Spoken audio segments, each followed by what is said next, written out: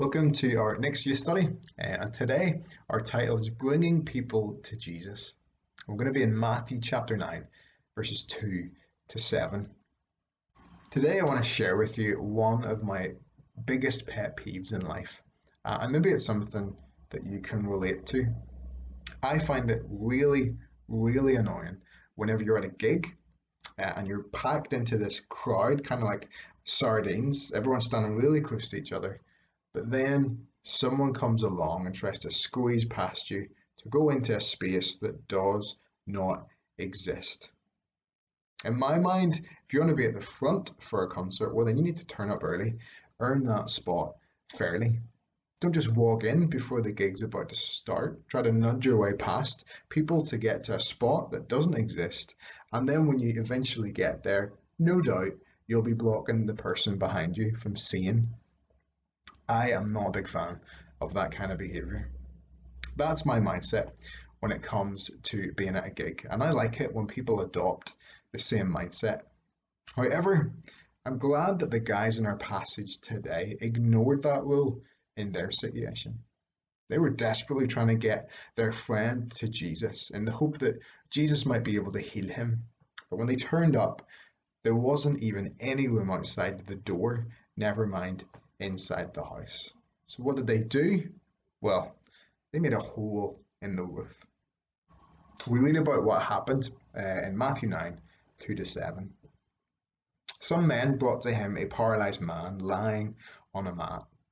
When Jesus saw their faith, he said to the man, "Take heart, son, your sins are forgiven." At this, some of the teachers of the law said to themselves, "This fellow is blaspheming." Knowing their thoughts, Jesus said, "Which is easier, to say your sins are forgiven, or to say get up and walk? But I want you to know that the Son of Man has authority on earth to forgive sins." So he said to the paralyzed man, "Get up, take your mat, and go home."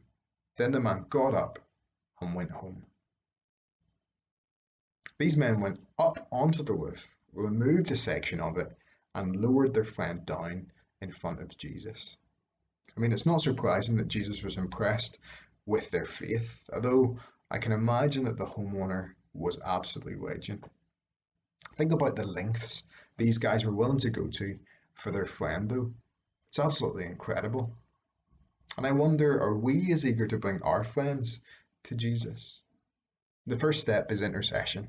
We should pray on behalf of our friends. If someone you know is having a tough time, pray for them. The next steps might include telling them that you're praying for them, talking to them about Jesus, and inviting them to church. Jesus didn't just heal the paralyzed man physically, he also healed him spiritually. Just as Jesus was concerned with the whole person, well, so should we be. Those there, including the paralyzed man and his companions, they probably came to see Jesus the healer and the wise teacher in action. However, when Jesus revealed himself as God, they got a whole lot more than they bargained for.